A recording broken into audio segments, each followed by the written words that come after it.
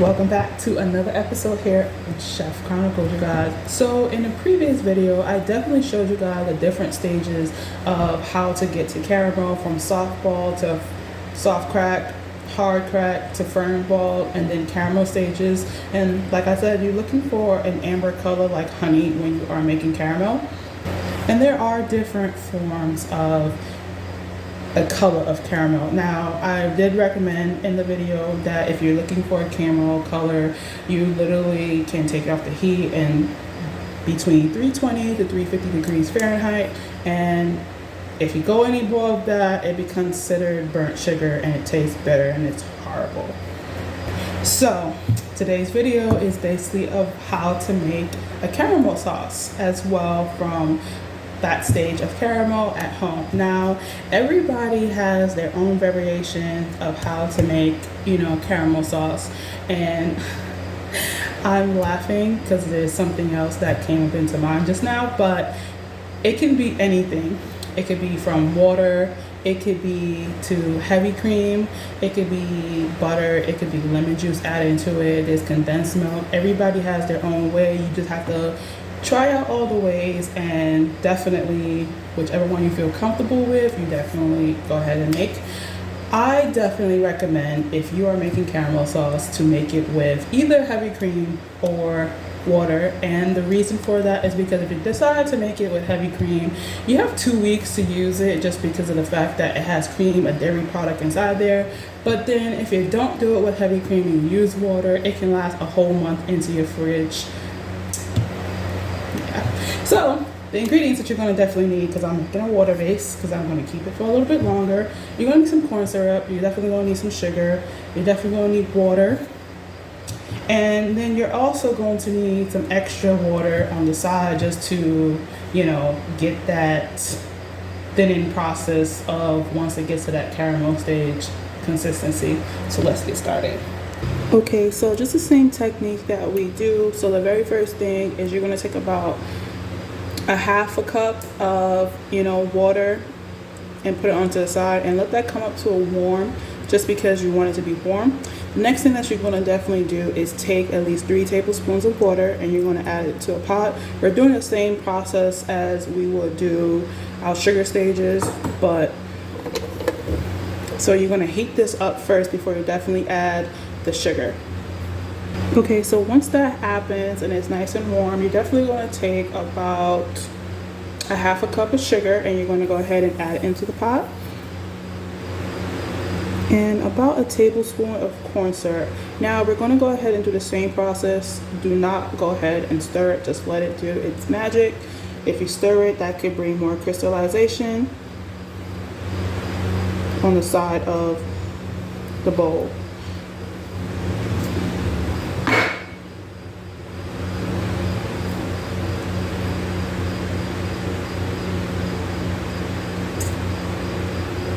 So for my first few seconds, I definitely went ahead and just put the lid on. That choice is optional depending on you, just to create some steam. And I do have a bowl on the side, and I'm definitely going ahead and do the same process like I showed you when you're making your different stages of sugar. Wipe the bowl to avoid, wipe the pot, I'm sorry, to avoid crystallization on the sides of the bowl.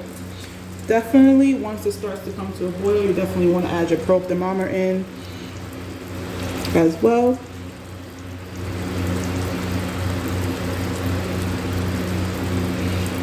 Keep doing that process until it reaches your desired temperature. I am going for 320 degrees Fahrenheit.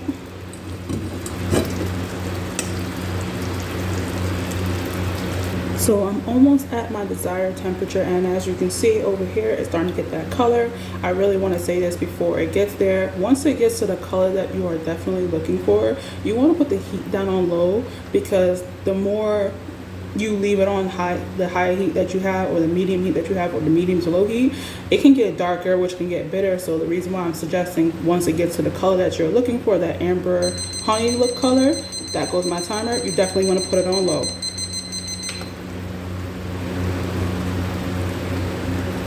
Okay, so once it gets to that color of honey, you definitely want to remove off the heat quickly. just because, and you want to whisk in your water or your heavy cream just to thin it out.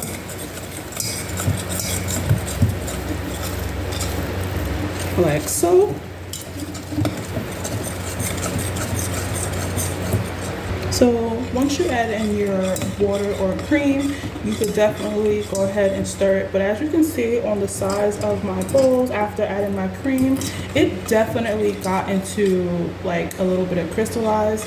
And all you gotta do for that stage is put it back on the heat, on a low heat, so it could just melt. Once that step is done and it's completely melted, you're going to take it out of the pan and you're going to let it cool completely.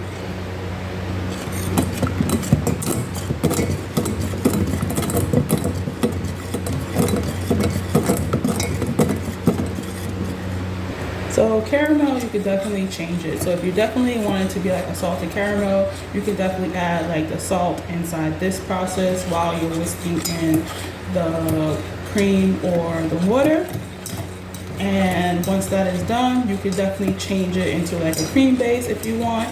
Just like I said earlier on, the longer it's with cream, it takes 2 weeks. If it's water, it'll take a month in the fridge.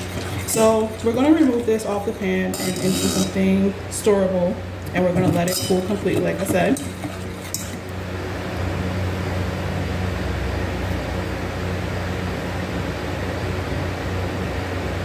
Okay, you guys, there you have it. Definitely once it completely cools, you definitely could go ahead and you can use it for anything. You could use it for your desserts, you put it in your ice cream, you could do so much things with caramel. Just definitely have some fun with it. And as you can see, I'm still laughing in the sense because I am going to share a little bit of a story, give you a little bit of tea.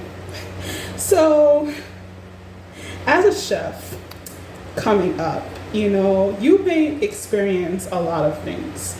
And when I was coming up as a chef, I literally came from, you know, a small background. You know, you don't know someone's story, right?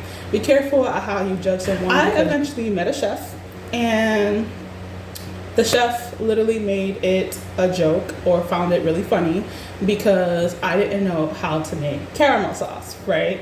And it wasn't a joke to me in a sense because I was willing to learn from him. So instead of him being, you know, receptacle and trying to teach people, you know, he literally found it funny. So eventually I stopped talking to him. I just kept quiet ahead and started practicing how to make caramel. I did a lot of research and understanding like the different formats of how caramel is made, whether you choose to use it with lemon juice, you know, butter, condensed milk, you know, cream, milk, or water, whatever you choose. But after I mastered that moment and got it down to that, I ended up getting a cream based caramel and a clear based caramel, right? And that same joy that I had showing you guys today, the video brought me back to that moment of when I actually finally mastered it and got it down packed and know how to make it. So it didn't stop you from definitely going forward because eventually you're going to learn how to do it on your own. So that's a little bit of the tea of being a chef. So eventually sharing it with you guys. So that is why I am laughing. So other than that, I hope you guys like this content. Please don't forget to like, share, and subscribe for more content, and see you on the next episode. Peace.